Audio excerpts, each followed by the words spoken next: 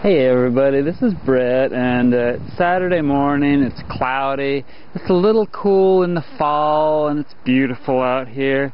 And I've got some things to do, and I just want to show you how if you get out and get some things done, then in the yard, get out in the yard and work and feel the wind and the energy and breathe the clean air, then it's so really good for your health. I have some things to do. As you can see, the leaves are falling all over my bed, so I need to get those off. So let's just see if I can do that with the camera. It's kind of hard.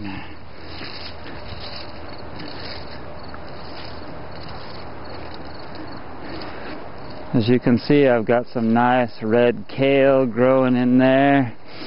And you don't have to have such a big garden to work in. You can just grow a few veggies in pots, in windows in your house, on a very small scale. Yeah, you can do that.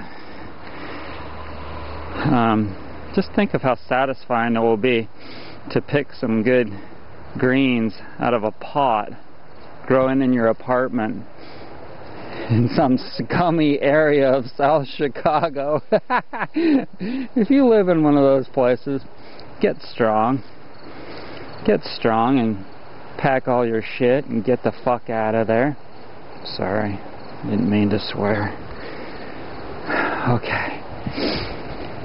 So I'm getting all these leaves off of here, trying to keep the camera steady. It's hanging on my shirt. Can you dig it? I'm stuck on saying that now. That's like from the 70s. Can you dig it? Dan McDonald. Me and Dan are old. You know, Dan looks better than me. Is it still going? Fell off of the stand. Okay. So anyway, so I'm doing that, and now I've got to take this pot and plant it into a new pot. I found this pot here. The roots on this pot this plant have outgrown that pot, so I'm going to put it in a bigger one, and I'm going to put the camera right here, and I hope you can see me. Yeah. Alright. So I'm going to put some of this soil in there.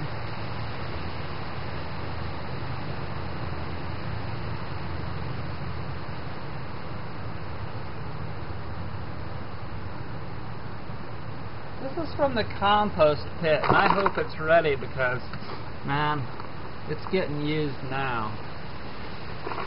It sure feels good. Oh, worms. Woohoo! Worms are good. Yeah, if you want to learn about gardening, John Kohler, growingyourgreens.com is awesome. So, I'm going to add some of this soil mixture, this potting mixture stuff, to my compost mixture that I already had created. And yeah, get yourself a little bucket in your kitchen. Get yourself a bucket in your kitchen, and don't throw away all those scraps into your garbage, because it'll just stink. You don't want your kitchen to stink, and you don't want to have to constantly be throwing away the garbage because it's full of stinky, rotten food. So take your scraps and put them out into the compost pit. Get yourself some sawdust from a local wood place and mix the sawdust, not walnut sawdust, because that's not supposed to be good for the compost for some reason, but regular sawdust from various woods, and mix that with the compost, and that will break down all those big chunks of food and stuff. And maybe mix some horse crap in there if you can find some. If you're living in some downtown area, I kind of doubt you're going to be able to find that, but maybe use your own poo. There you go. Use your own poo. Hopefully you're somewhat cleaned out and your poo is not too toxic. Anyway, so I am now going to kind of create a little area in this bowl. You can see what it looks like in the bowl. I'm going to create a little area in the bowl. And, damn, don't fall over. I'm going to create an area in the bowl. I am now going to remove this pot from this plant from the pot. Look at that, it came right out of there. No, this was not pre-rehearsed. Okay, there's the small bowl, it's out of here. Here's the new bowl. Going right in there, can you see that? Okay. Nice. So now, I'm going to add some more soil all around the edges so that it's nice and full. And I'll come back after I'm done doing that. Okay, so here's the finished plant. I got it in a nice big pot. It was actually sitting on this chair here on top of books when I went to water the plant. This is my old roommate. She moved out yesterday.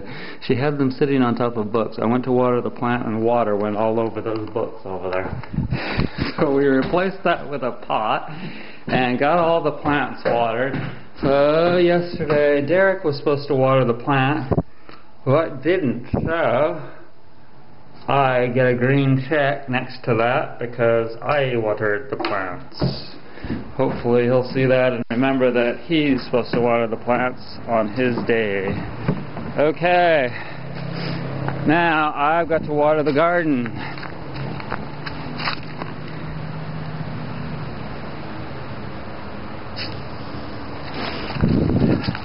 That faucet had a leak in it and it cost us hundreds of dollars in water bill.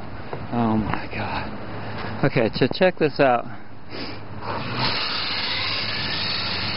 I got all the leaves, for the most part, off the top of these. And so now I'm going to water all the plants. Now down here I have radishes, here I have turnips, and it's kind of hard to see them, but here. Wahoo! Turnips, and I'll probably eat those in the spring. I've got a bunch more planted on the other side, but you know, if you haven't seen the videos before in regards to this cover, this is just cheesecloth, and the cheesecloth keeps the flying insects out of there. And it's something that maybe Grandma used to do back in the day when there was not this Rime plastic crap that people put on their gardens to keep them covered. That stuff doesn't breathe. It's made out of petroleum, and I stay away from things like that and use the appropriate resources for the appropriate time and necessity. And you know, when you can use something natural instead of plastic, if it works well, and then it's going to be good for the environment, better for the environment. The plastic is great. Petroleum products are great for a lot of things, like this camera that I'm creating this video with. But for most applications, something like this, there's just no need, and it doesn't work as well. People need to learn that, like, packaging for foods, in time we're not going to use plastic for packaging in foods, because we're going to come to know that plastic, we don't want to eat that. And if we do create plastic in the foods, then we're going to get sick, and then our immune systems aren't going to function properly, and our minds aren't going to function properly. So anyways, that's pretty good. I'm soaking this soil really well so that I don't have to do it again soon. In here I have red Russian kale, and it looks like this. Isn't that beautiful? I gotta thin it all out. Pretty soon I'll thin all that out and I'll eat all those little young greens. Make a great salad. Man, they all got knocked over a little bit from the water. Okay, so now down here I've got collards, and they're just barely coming up. Check that out.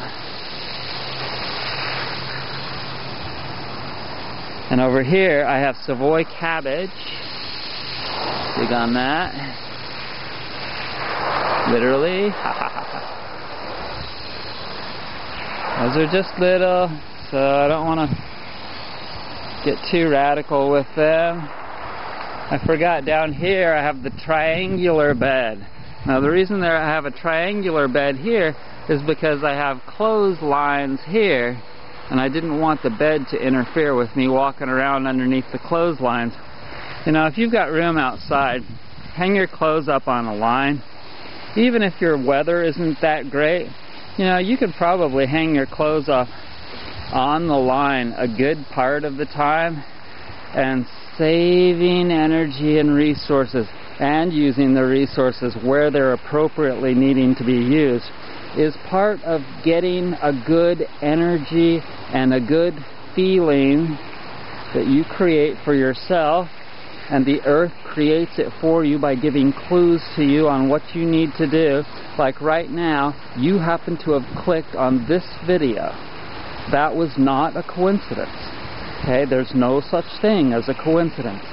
You need to understand that everything that comes to you, even if it's just somebody talking next to you, a group of people talking next to you, and you happen to overhear them talking about omega-3 fatty acids, you just happen to maybe need that.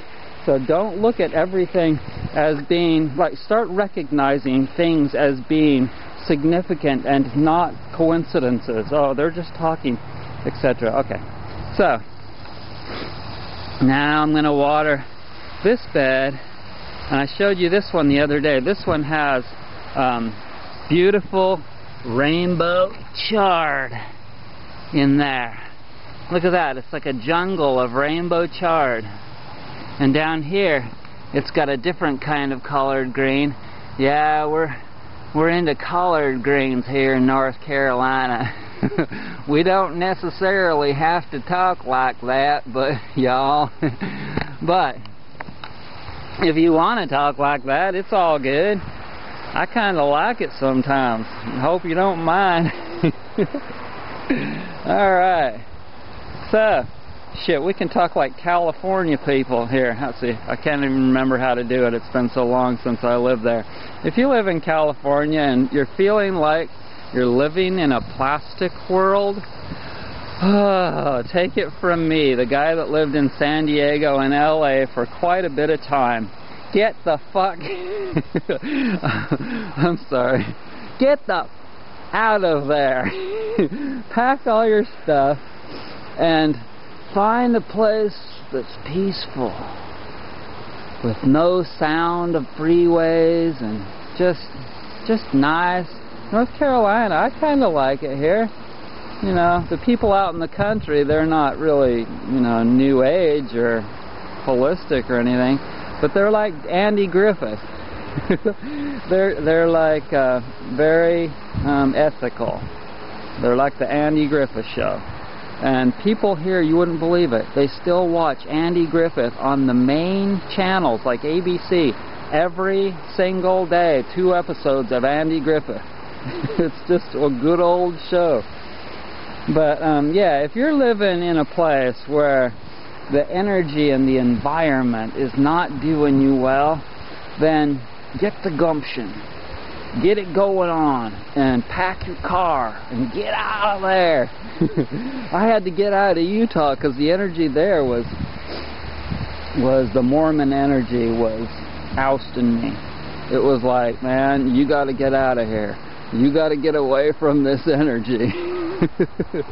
Nothing, I hope you don't take that too personal, but if you're a Mormon and you're treating people that are non-Mormons as second-class citizens, please don't do that anymore, because that's so prevalent in Utah. Or if you're a Catholic or whatever you may be, you know, like, try and treat other people with respect, because we may not necessarily dig your theology. Okay, so how much time now? Let's see. I'm gonna put those videos together. There's 2 of them. Oh, check it out. This is my compost pit. This is the current one, and you throw all the food in there like I was mentioning before. And this is the old compost pit. What I did was, actually Davey taught us this.